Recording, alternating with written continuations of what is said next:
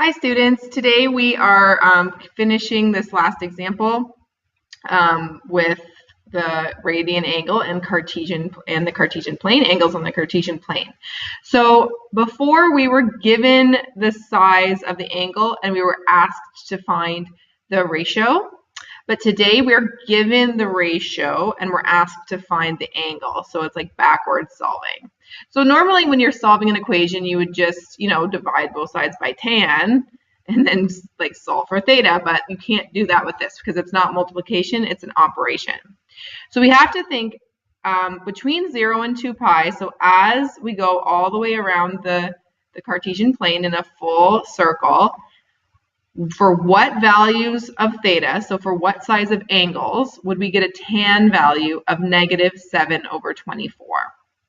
So recall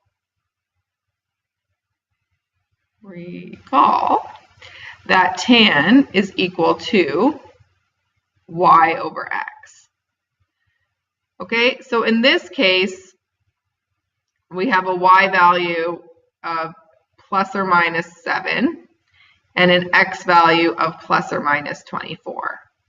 Okay, all we know is that the entire tan ratio is negative. We don't know if the y is negative or the x is negative. And that means that either one could be. So we have a possible theta in this quadrant, okay?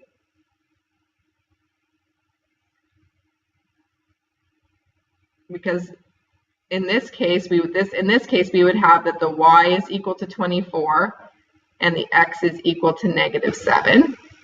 Or if you scroll down, we have another possibility in this quadrant. So we'll call that theta 2.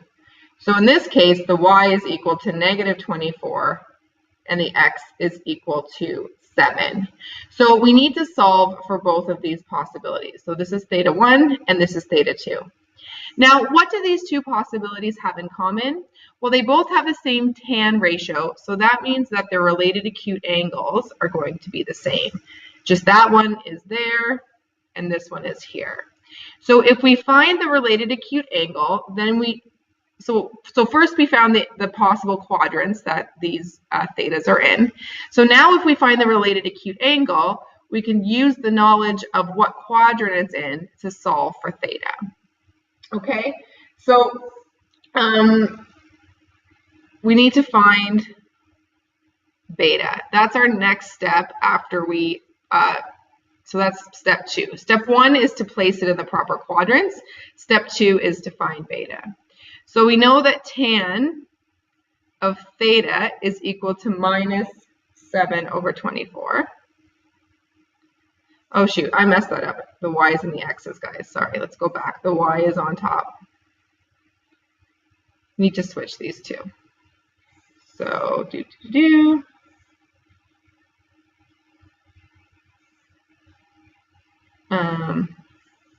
it's the y here would be +7 and the x here would be -24. And in this case,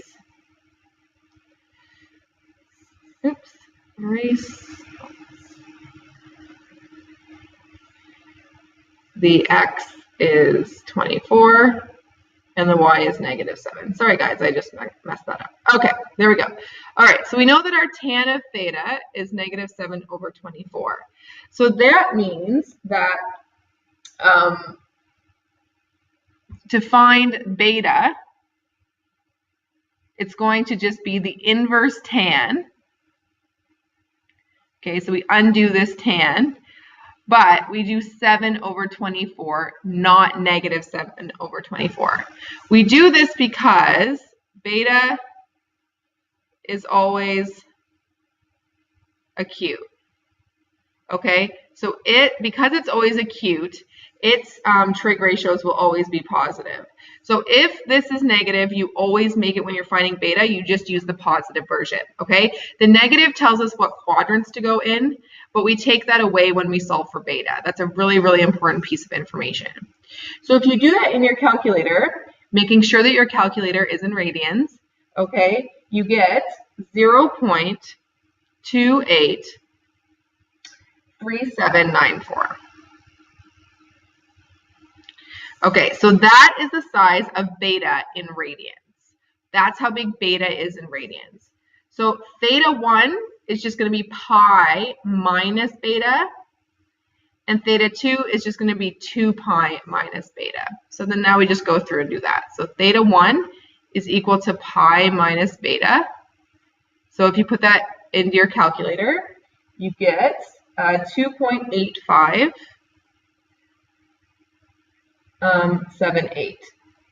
Okay, so you can actually check this on your calculator.